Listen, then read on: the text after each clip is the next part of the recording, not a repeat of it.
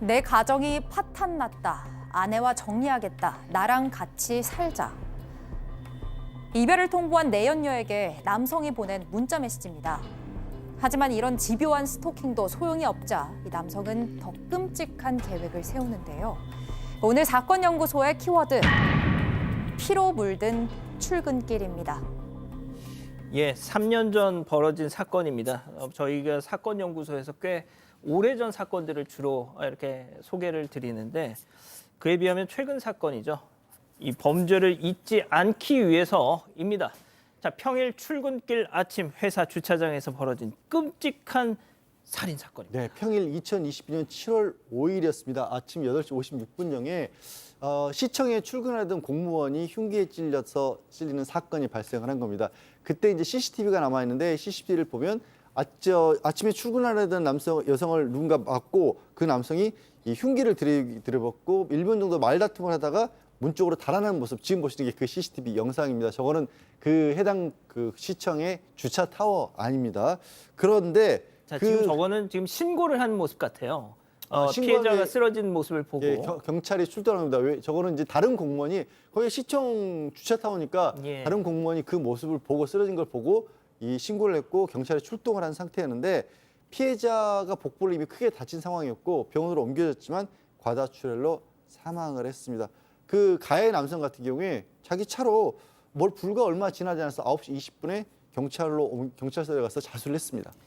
자수를 했습니다. 범인은 누구였습니까? 그렇습니다. 그 범인은 40대 자수한 남성인데요. 이 남성은 누구냐면 안동시청 산하기관에 근무하는 그 외근을 치러하는 무기 계약직 공무원 직원이었던 거예요. 자, 근데 그 남성은 뭐라고 했냐면 대화 중에 우발적으로 범행을 했다고 주장을 했지만은 경찰에서 조사를 해보니까 미리 흉기를 준비 소지했기 때문에 이거는 계획된 범죄로 보고 있는 것이고요. 사건 당시를 보게 되면 그 가해자하고 피해자가 같은 부서가 아니기 때문에 업무상 접점도 없었다는 거예요. 그런데 조사를 해봤더니 실제적으로 이 가해자가 피해자를 따라다니는 모습이 여러 차례 있었다고 합니다. 그런데 이 피해자 같은 경우에는 성격도 활달하고 또 업무에 충실하다 보니까 저 따라다니는 걸 별로 심각하게 생각하지 않았기 때문에 별도로 스토킹으로 신고하지는 않았다고 합니다. 자, 같은 직장이긴 하지만 접점이 전혀 없었는데 왜 따라다니고 무슨 대화를 하다 저 짓을 한 겁니까? 네, 경찰 조사 결과 이 두 사람 과거에 좀 접점이 있었습니다. 사건이 있기 3년 전인 2019년 같은 부서에서 일한 적이 있었는데 이때 내연 관계로 발전해서 몇 개월 동안 연인으로 지냈다고 해요. 그러다가 피해자, 이 여성이 가정을 지키고 싶다며 이별 통보를 했고 이때부터 남성의 스토킹이 시작됐습니다. 이 남성은 아직 잊지 못했다. 내 가정이 파탄났다. 아내와 정리를 할 테니 나랑 함께 살면 되지 않냐, 함께 살면 안 되겠냐 이런 메시지를 보내면서 피해자를 괴롭혔습니다. 심지어 피해자의 시부모에게 내연 관계를 폭로하고 피해자의 남편을 찾아가서 이혼을 요구하기도 했는데요. 그렇게까지 했는데도 이 피해자 마음이 본인 뜻대로 돌아서지 않자 안 그래도 집착적이었던 남성의 생각이 좀 이상한 방향으로 흐르기 시작합니다. 어떤 이상한 방향이요? 자, 이 아내하고 관계를 좀 회복하고 싶었던 것 같아요. 그렇지만 외도가 들통이 났잖아요. 관계 회복이 불가능합니다. 더더욱 수회 폭행, 가정 폭행을 좀 계속했기 때문에 결국 이혼을 당한 상황이 돼버렸고요. 이혼이 당하면서 관계 회복이 안 되니까 이 모든 것이 피해자가 이렇게 했기 때문에 피해자 탓이라고 돌렸던 것 같아요. 그러면서 집에 들어가지도 못하고, 왜냐하면 접근 금지 가처분 받아서 아내를 더 이상 만나지 못하니까 가정폭력을 써서. 예, 빈 관사에서 혼자 거주하기도 했고요. 범행 며칠 전에는 자기가 그런 얘기를 했습니다. 그 X 때문에 내 모든 것이 망가져 버렸다. 그 X라 하면 피해자를 피해자죠. 지칭하는 거겠죠. 그래서 이 또 공허함 때문에 도박에 손도 댔다라고 얘기를 하면서 나는 이런데 그 애는 잘 먹고 잘 산다. 반드시 죽인다라는 얘기에 문자 메시지를 보냈다고 합니다. 또 도박을 한다고 했잖아요. 예. 아내하고 처제 등에게 도박으로 빌린 돈이 6억에 해당했다고 합니다.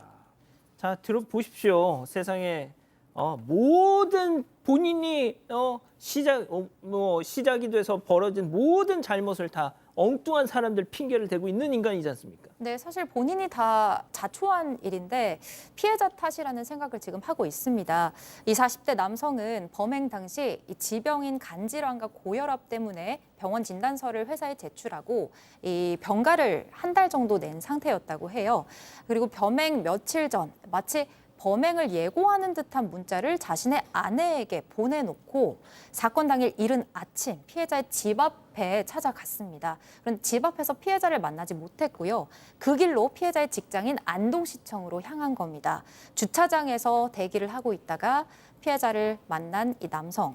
할 말이 있다, 차에 타라며 등 뒤에 숨기고 있던 흉기를 꺼내서 피해자를 위협을 했습니다.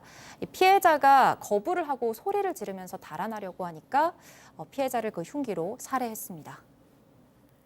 예, 너무나 끔찍하고 기막힌 사건이었습니다. 이 재판부의 고민도 당시 컸던 것 같습니다. 그 기사까지 나왔더라고요. 이 검찰의 구형량보다 높은 형을 선고했었죠. 검찰에서는 징역 29년을 구형을 했는데 이보다 높은 징역 30년을 선고를 했습니다. 1년 차이라고 생각하실 수가 있는데요. 보통은 검찰이 구형한 안에서 판결하는 게 일반적이거든요. 사실 그러다 보니까 재판부에서도 왜 그렇게 했는지를 전체 판결문이 13페이지인데 그중에 6페이지를 양형에 이렇게 쏟았습니다. 내용을 보면 그런 내용들이에요. 피해자는 부적절한 내용관계를 끝내려고 정말로 애를 쓰고 있었는데 그런 피해자에게 책임을 돌리면서 피해자를 해쳤고 흉기를 미리 준비했다가 해쳤다라는 거고 그걸로 인해서 가족들, 유족들이 굉장히 큰 피해를 입었고 용서를 바라지 않고 있다라는 그런 내용. 그래서 결국 이제 살인죄는 사형 무기징역 그리고 징역 30년이 최대형인데 이 사형이나 무기형까지도 내가 고민을 했다. 재판부가 판사가 그렇게 썼습니다. 하지만 결국에는 징역 30년 이게 유기징역형으로는 최고로 높은 형이거든요. 이거 말고는 내가 봤을 때는 다른 형이 없다, 어렵다. 그렇게 해서 징역 30년을 선고했다. 이렇게 밝혔습니다. 항소했습니다, 이자는. 그런데 법정에서 이상한 말 많이도 했더라고요. 1심 선고 나흘 뒤에 바로 항소를 했고요. 2심에서 뜻밖의 주장들을 많이 합니다. 심신미약에 해당하는 것처럼 보이는 주장들인데요. 그 주장들이 좀 납득하기는 좀 어렵습니다. 졸피뎀을 너무 많이 먹어서 정신이 좀 이상해진 것 같다. 옆집에 사는 10년지기 친구가 조현병이라 영향을 받은 것 같다. 또 친구들의 수억을 빌려 도박으로 못 항진했다. 피해 여성이 살려달라고 소리를 지른 것은 기억난다. 관통죄가 부활됐으면 좋겠다. 등의 이상한 주장을 많이 했고요. 근데 이상한 주장이 약간은 좀 먹혔나요? 2심 항소심 재판부에서는 자신의 잘못은 인정을 하고 다소 정신이 불안정하다고 봤던 것 같아요. 그런 상황에서 범행을 저질렀다고 봤을 때 10년이나 깎아줘요? 아마 이렇게 말도 안 되는 얘기를 계속 하는 게 이게 사실은 안 좋게 작동한 건 아니고 오히려 심리적으로 상당히 불안정한 것으로 봤던 것 같아요. 그래서 20년형으로 감형이 되면서 원심을 파기했고요. 대법원에서도 이렇게 그대로 확정이 됐습니다. 아니, 양 변호사님, 저 짓을 해놓고 간통죄가 부활됐으면 좋겠다 이런 말을 하는데 10년을 깎아줘요? 그러니까 이게 상당히 1심 재판부에 말씀드린 것처럼 그렇게까지 고민해서 최고형을 선고한 거에 비했을 때 너무 많이 또 대폭 감형이 됐는데 또 일반적으로 검찰이 구형한 형량에 비했을 때는 3분의 2 정도가 보통이기도 하거든요. 항소심에서 조금 보수적으로 오히려 돌아간 게 아닌가 싶습니다. 1심에 비해서 고민을 덜 해서 그렇지 저런 말을 했다고 해서 깎아줬다고 보기에는 저는 무리라고 봅니다. 자, 항상 저희가 이제 사건연구소를 통해서 전해드리지만 죽은 사람만 억울합니다.